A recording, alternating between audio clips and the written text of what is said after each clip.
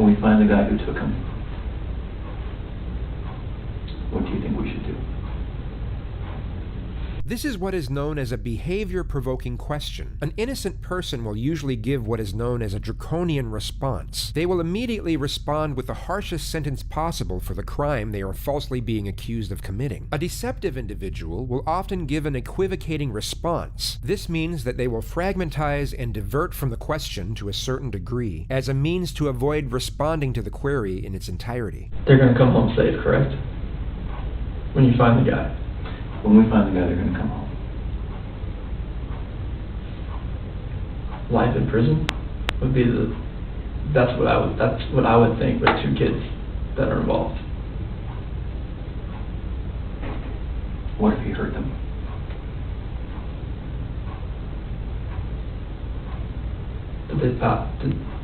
I'm not sure if that penalty is even used. Is it used in Colorado? I'm not even sure. What is? The death penalty?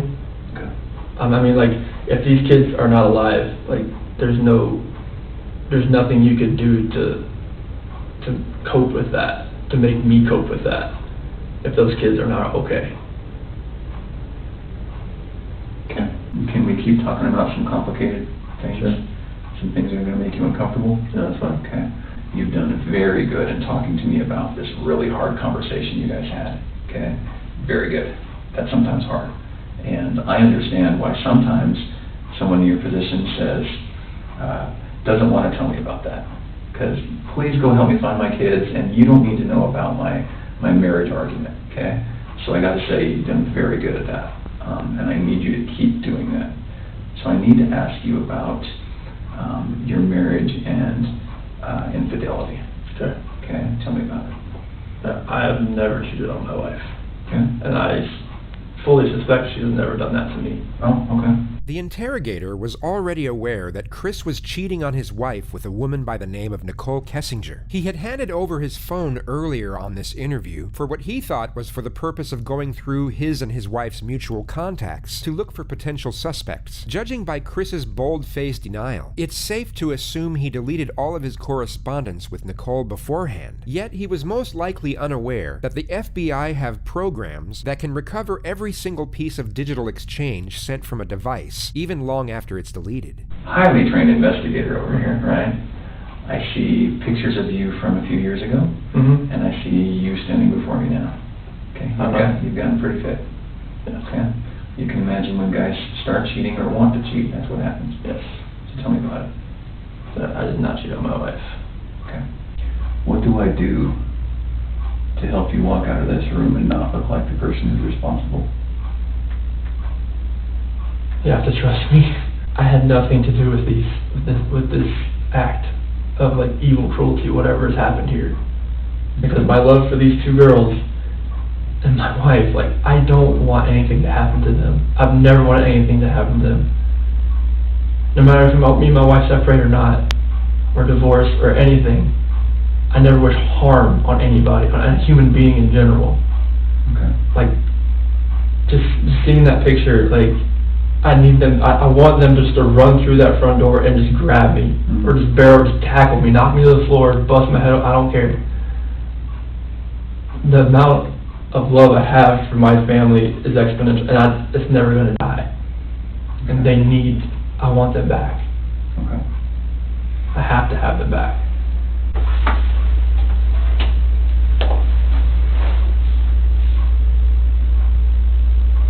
When you walk out of this room, there's nothing I can say to a room full of police officers that's going to convince them that you have nothing to do with this. I know. You know what they think. I know all that. Yeah. Here's a guy who didn't call 911, who woke his wife up at a ridiculous hour because he was so guilty about something that he had to get it off his chest and say, I don't love you anymore, I'm leaving you. That didn't go well. Okay, so what happened? She told me she wanted me to wake her up before I left. That's why I didn't just wake her up, just to tell her this. I woke her up. That's what she wanted to do, and we talked. Usually at 4 a.m. I wake up, I go down and work out. This day, I wanted to talk to her about this.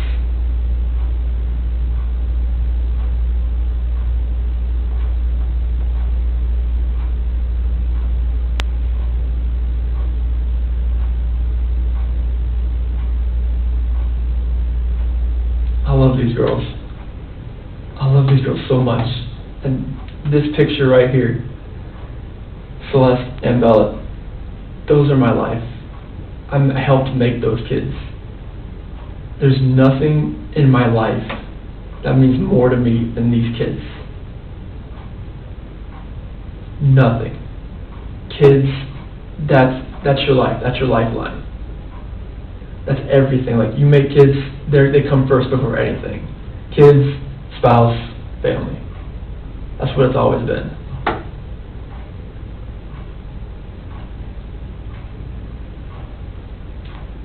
Nothing you've told me tonight makes sense. Nothing you've told me tonight feels like the truth.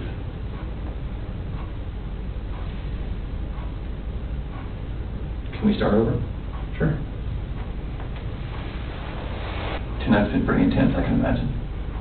How are you feeling? I've slept like 2 hours last night, so I'm like running on empty right now, but I know, I can see it. So why don't I do this? I'm sure you don't mind if we take a break for the night. And I'm sure that you are feeling some of the pressure from me. Okay? I'm going to commit to you that we're not going to stop working until we find them. Okay. Okay? And I want to commit to you that there is going to come a time when you're going to feel this pressure from other people. I'm not the only one who thinks that there's a possibility you have something to do with this. Like another FBI agent, like pressure, or like just like Everyone. Okay. Everyone, Chris. Okay. The interrogator is clearly receptive to Chris's anxiety and endeavors to amplify this emotion before ending the interview. He wants to inflate Chris's apprehension as much as possible for the looming polygraph test that approaches the following day. Tonight when you go home, one of two things is going to happen. You're going to pass out because you're so tired, okay? And that's probably not going to be what happens. Your head's going to go race, okay? So tonight when you lay down and your head starts racing, there's going to be things that come to your mind, okay? This always happens, always. It's very natural. You're going to say, I wonder why he asked me that, okay? You're going to say, screw him, how dare he accuse me, okay? You're going to say, I wonder if they thought of this, okay? And then you're going to say, I probably should have told him something, or this, or that, okay? Those are the most common things. When those thoughts come to your head, I want you to call me. And those are beautiful kids. Those kids have a good dad, and I know it. You should see the picture, it's so much fun. Yeah. It's a better one, but it's just, I'll show it to you, but Those kids have a good dad. The following discourse from the officer could be construed as the reframing technique, where an interrogator will try and shift the suspect's view of themselves from negative to positive, as a means to lightening the iniquity of their crimes and increasing the chances of a confession. However, this is more likely what is known as passive accusation, where the interrogator is almost certain of the suspect's guilt and indirectly accuses, and in some manner, indignifies the suspect. This is made evident by the high praises the officer gives to Chris for extremely trivial deeds. A lot of dads don't get second pairs of clothes and cook eggs and give them snacks at night. You know, a lot of men, that's woman's work, right? I like to get involved. But you're not that kind of guy, okay? So can we say that tomorrow at 11 o'clock, Okay. we can do a polygraph? Here. Here. I appreciate you coming in tonight. Mm-hmm. All right, give me a few minutes. This is Tammy. Did you meet Tammy yesterday? No, okay. the only one. This is Tammy. Hi, Chris. How are you? Sit on this? Yep, I know. I'll explain what that is here in a little bit, but you don't have to worry. It's not on or anything right now. It's not gonna buzz you or anything. Obviously, you're probably nervous about taking today's test. Honestly, I would think something is wrong with you if you weren't nervous about coming in here to take a polygraph. Even if people are like, I don't have anything to hide, it is nerve-wracking. And I have taken tons of polygraphs, obviously, in my training. I went to 10 weeks for training. I've been a polygrapher for about 5 years. I went to the best school in the country. So I want you to have confidence in the fact that if you had nothing to do with this disappearance, like, we're going to find that out today, okay? I have the best training that they offer in the United States. We use the most validated testing. That's the way I'm going to ask you the questions. So believe me, if you had nothing to do with this, I will be able to show them that today. This is psychological pressure disguised as reassurance. It's not a routine procedure during the pre-test phase of a polygraph exam, yet this technique will be used when the suspect's guilt is almost conclusive. Polygraphs are not a foolproof system, and they can be beaten, but with a heightened state of anxiety, it becomes considerably more challenging and unlikely. On this occasion, the polygrapher distinctly applies this technique for maximal effect. There's actually only two ways you can fail a polygraph, okay? The first way would be if you fail to follow my instructions. I'm going to give you a lot of instructions today about how to sit still, how to answer questions, things like that. So if you fail to follow those instructions, you will not pass today's test, okay? The second way would be if you choose to lie to me today. You know, if you did have something to do with their disappearance, it would be really stupid for you to come in and take a polygraph today. Exactly. Right? Like, it would be really dumb. Like, you should not be here right now sitting in this chair if you had anything to do with Shanann and the little girl's disappearance, okay? But yeah, everything flourished from there. Like in 2011, I proposed to her over in Ocean Isle Beach. And she was sitting there crying with a little eviction notice, and she recorded it. It was an amazing day just to see that. And then she left. I was there. Like, she had a midwife for this one, so like they actually had me like, "Oh, you can stand here and like, you know, catch her," and like, but Celeste came out like so fast that like I barely had a chance to go like this, and they moved me out of the way because she just like came out. The polygrapher will also obtain the examinee's version of the facts regarding the specific issues under investigation. Like, I was just hoping that I would get that knock on the door or a phone call or a text. I mean, her phone. I mean, they have her phone. Like, hopefully, maybe it's a number I don't know. Hopefully, it's like, you know, like a burner phone or some kind of like phone she bought, and she could just text me and call me like, "Hey, I'm okay," something, or just get a knock on the door, and then the kids just run in.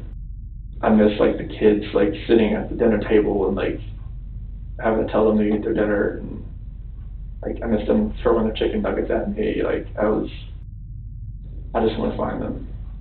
I want them to come home safe. Like, wherever they are, I hope they are safe, and I really hope they can just come home. It makes me feel like, all right, maybe somebody has her that's not keeping her safe,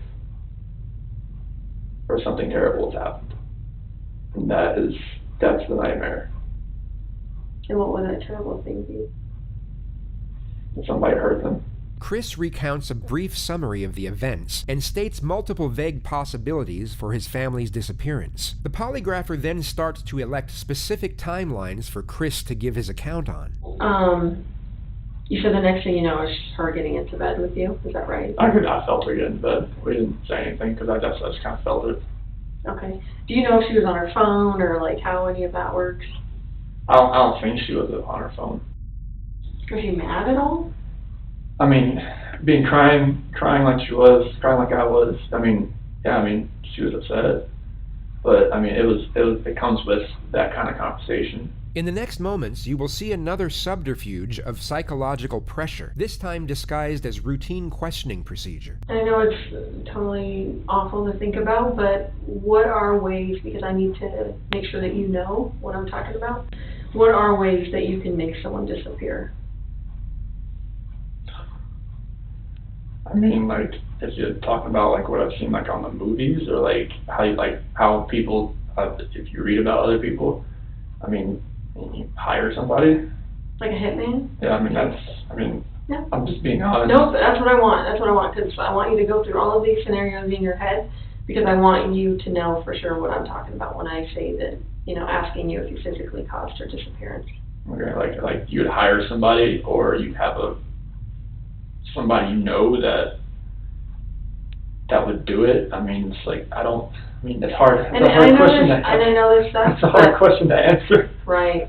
Because it had nothing to do with this disappearance. Right. But like, I don't even want to think about like if you're asking me like how I would do it. Like, anyone. Like, how would anyone cause someone else's disappearance? I mean, you would. I said, like, you could cause someone's disappearance by murdering them. Would you agree with that? Yes. So what different physical ways could you cause someone's disappearance through murder? You could stab someone, right? Stab someone, shoot someone. hit him with a blunt object. What else is there? I mean, use a weapon like gun or knife. I mean, Okay. you could.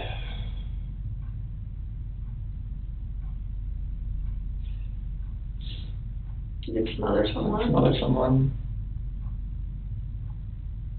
You could strangle someone. Hang someone. I mean, yeah, you can. All that kind of things. I mean, it's hard to even think about that kind of stuff right now. Mm-hmm.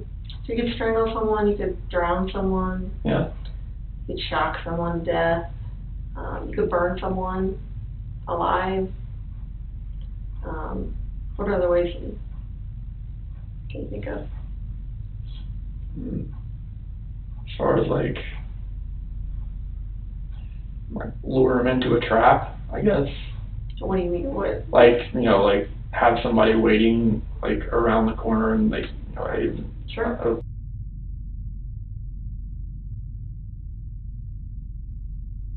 They're in a coma. Sure.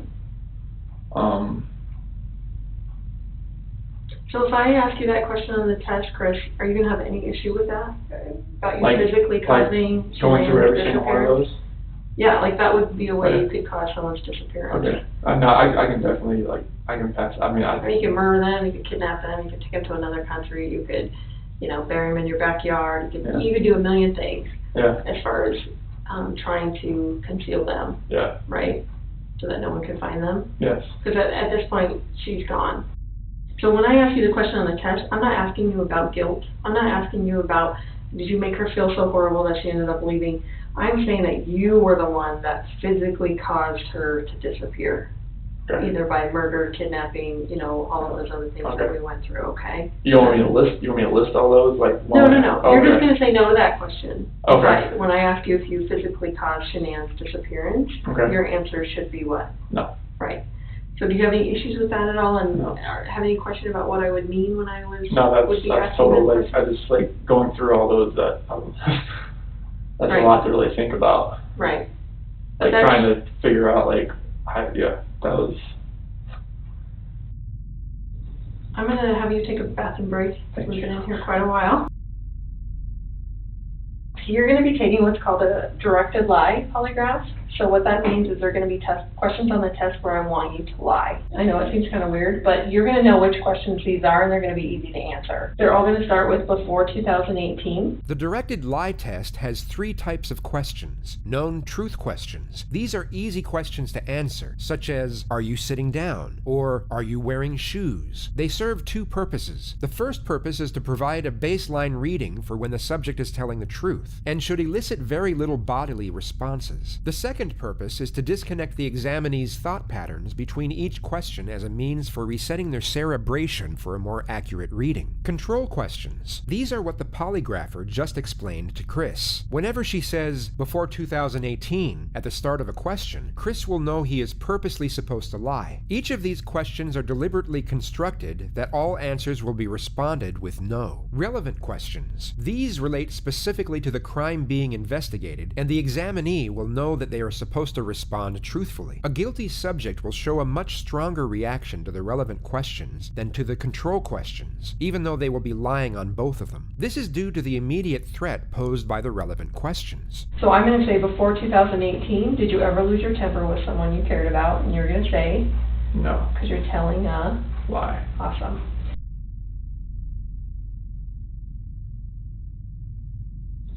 The test is about to begin. Please remain still. Did you write the number 1? No. Did you write the number 3? No. Did you write the number 5? No. This portion of the test is complete. Please remain still while I take the instrument out of operation. Okay, you can relax. How'd you feel?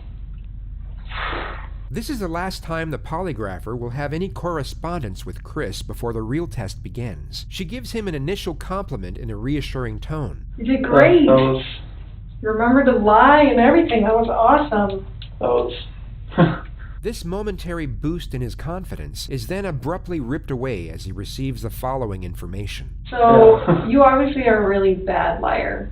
Have people told you that before? Like, the second you tell a lie, like, they can tell, like, on your face that Because the second you lied to the number 3, like, I don't know if you heard me clicking, but I like turned down the sensitivity because you were starting to go off the page. So that is what I need to see as a polygrapher, because that tells me that you know it's wrong to tell a lie, and you're actually having a significant reaction when you lie. So that is awesome. So thank you for being a horrible liar. No, that's a good thing. That's a good thing. We don't want to be good liars. So thank you for being a horrible liar.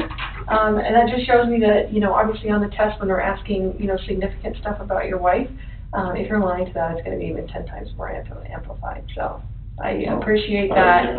I appreciate that very much, more than you know. So that was awesome. And the coolest thing about this is right now, there's only one person in this room that knows what the truth is. And in about 5 minutes, there's going to be 2 of us. So that's the coolest part, okay? And then I can go share that with them out there, okay? Okay. All right, you ready? Let's do it. The test is about to begin. Please remain still. Do you understand I will only ask you the questions we have discussed? Yes. Regarding Shanann's disappearance, do you intend to answer all of the questions truthfully? Yes. Is your first name Christopher? Yes. Before 2018, did you ever lose your temper with someone you cared about? No. Did you physically cause Shanann's disappearance? No. Were you born in 1985? Yes. Before 2018, did you ever say anything out of anger to a loved one? No. Are you lying about the last time you saw Shanann? No. Are you now in the state of Colorado? Yes. Before 2018, have you ever wanted to hurt someone to get even with them? No. Do you know where Shanann is now? No. This portion of the test is complete. Please remain still while I take the instrument out of operation. All right, how'd you feel? Same as all of it? I think it was the same through everything. For ya.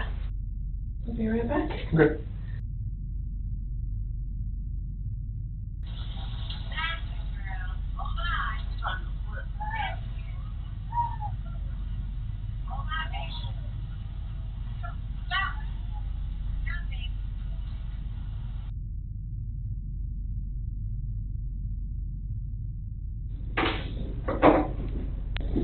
Oh my gosh, I did forget part of it, didn't I?